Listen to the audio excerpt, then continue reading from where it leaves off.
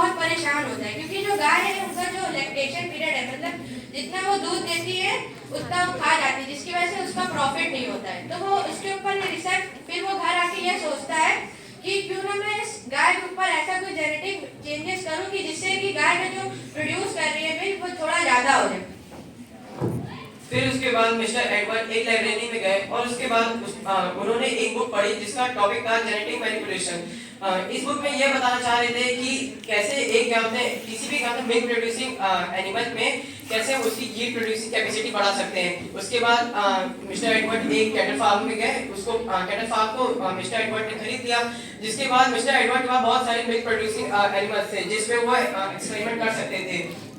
फिर mister Edward ने बहुत सारे मिल्क प्रोड्यूसिंग एनिमल्स पर एक्सपेरिमेंट किया।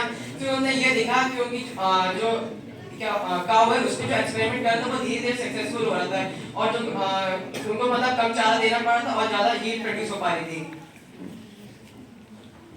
जब उसकी जो रिसर्च थी वो सक्सेसफुल हो जाती है तो वो बहुत ज़्यादा खुश हो जाता है। वो इस खुशी में अपनी जो थीसिस होती है वो पूरे लैबोरेटरी में जितने उसके फ्रेंड्स होते हैं वो उनको बताना चाहता है, मगर कोई भी उस पर बिलीव नहीं करता है, क्योंकि इस टॉपिक पे बहुत लोगों ने पहले ही एक्सपेरिमेंट किया जा चुका होता है, मगर किसी का एक्सपेरिमेंट इतनी जल्दी सक्सेसफुल नहीं होता है।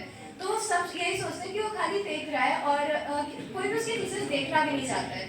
उसको बाद में इस चीज़ को बहुत ज़्यादा गुस्सा आता है कि कोई भी मेरी बात में बिलीव क्यों नहीं कर रहा है, ऐसा हो सकता है, ऐसा है पॉसिबल। फिर उसको थोड़े टाइम बाद रियलाइज़ होता है कि मैं क्यों ही किसी को अपनी थीसिस के बारे में ऐसे बताऊँ।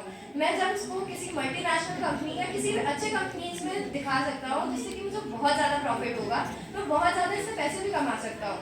ये सोचने के बाद वो कुछ दिन का ब्रेक लेने अपने घर आता है, अपने गाँव आता है और वहाँ पे वो देखता मतलब एक उसका बहुत पहले से फ्रेंड होता है जो कि साइंटिस्ट ही होता है। वो उसको अपने थीसिस के बारे में बताता है।